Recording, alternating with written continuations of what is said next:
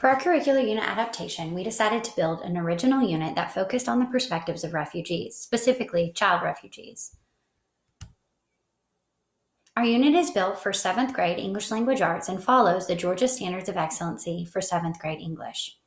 Our unit would last 3 weeks and would give students an opportunity to explore the refugee experience through fiction, through nonfiction articles, nonfiction videos, and eventually interaction with the refugee population of Clarkston, Georgia.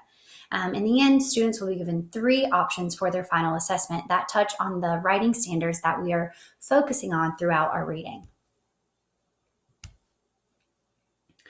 Our objectives are that students will learn how to analyze complex text by reading about the refugees and their experiences. Students will gain knowledge about different perspectives related to life and survival.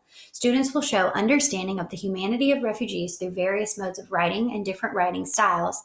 And students will experience the lifestyles of refugees by being involved in a local refugee community.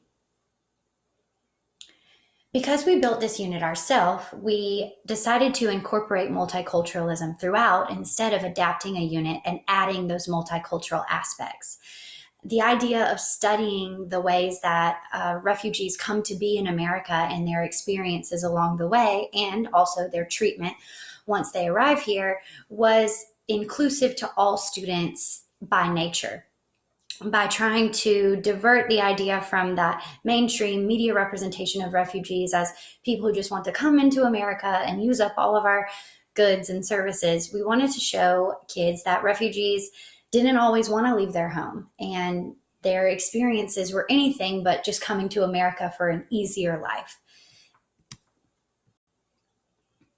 The different activities we planned were a gallery walk that allowed students to see pictures of refugees and see a little bit of what they're experiencing, videos that provide students with a better understanding of what it means to be a refugee. The novel Refugee by Alan Gratz that was published in 2017 and follows 3 refugee children, Joseph, fleeing Nazi Germany in 1938, Isabel fleeing Cuba in 1994, and Mahmoud fleeing Syria in 2015. The novel switches perspectives between these 3 child refugees in these 3 different moments in time, but their stories are hauntingly similar. By giving students different perspectives, we were trying to subvert the idea of a single story of a refugee. A refugee can be from many different countries for many different reasons, and we wanted to make that clear to students. Students also participated in an anticipation guide that paired with the gallery walk that allowed them to identify their own prejudices and assumptions about refugees. They also kept a reading journal that allowed them to keep up with how they felt about what they were reading in the novel. Students did a web quest where they found nonfiction self-selected texts that helped them to learn more about both the experiences of each of the child refugees portrayed in the novel and the treatment of refugees from those countries during those time periods by the American people and the American government. The idea with the web quest is that each of the 6 groups can study one of those topics very closely and then share out with their classmates so that their knowledge and historical, social, political context is a little bit deeper, since we are talking about 7th graders who may only know what they see on Twitter and probably only know what they hear their parents repeat about what it means to be a refugee.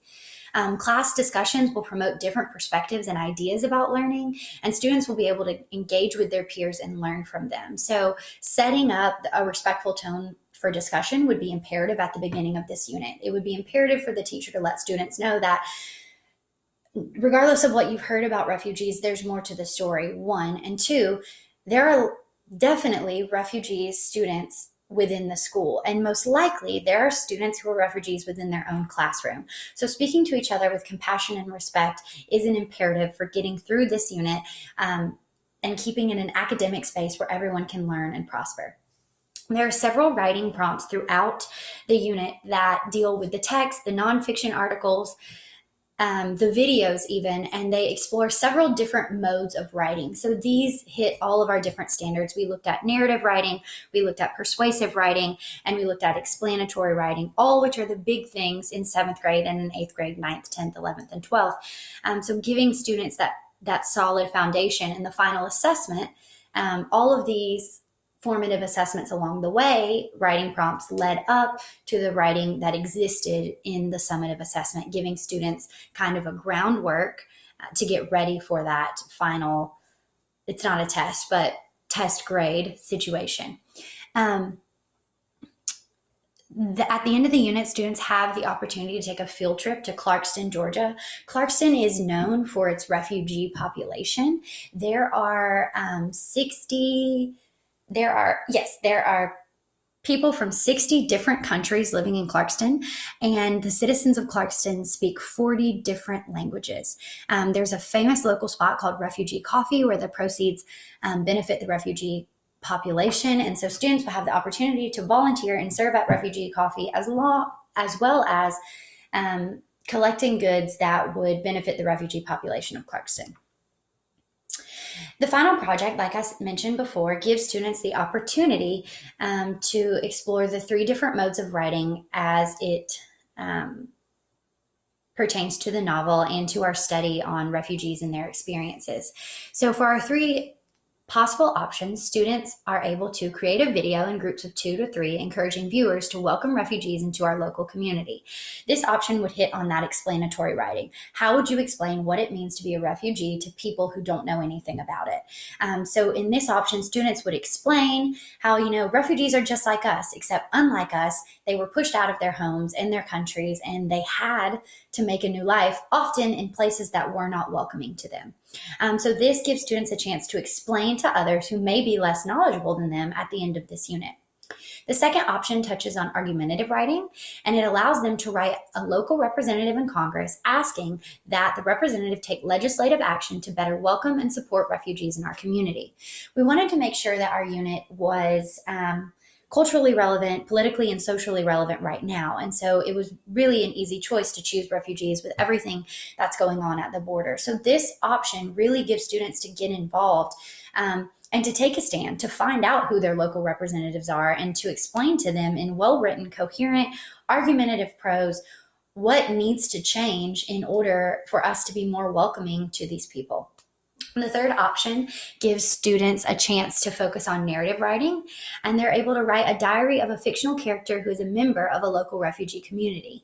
They'll discuss that character's hardships, sacrifice, and quest for freedom. So even though this is narrative writing, we often think of that as made up, it takes a lot of research, especially if our kids are not refugees themselves.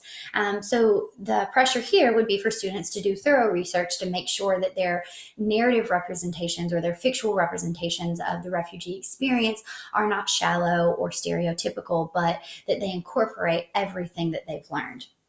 The truly awesome thing about all 3 of these projects is that they offer students the chance to create a real product, something authentic, the difference between learning and understanding. So in every single option, they're making something that actually matters, a video that they can share with their community to teach others about what it means to be a refugee, a letter that they write to their local representative that convinces them that refugees are people too, and a diary of a fictional character, a physical product that's not an essay filled with in-text citations, but a physical product that represents an experience that's unlike their own. Before completing the assignment, students are asked to have permission slips signed by a parent or guardian, just because 2 of the options especially require a very public interaction with kids and their local community. So especially with 7th graders, getting that go-ahead from parents at the very beginning of the unit is very important, because this is one of those cases where it's not easier to ask for forgiveness than permission. With parents, I always recommend permission. Thank you for listening. That concludes our project. I hope you guys enjoyed it.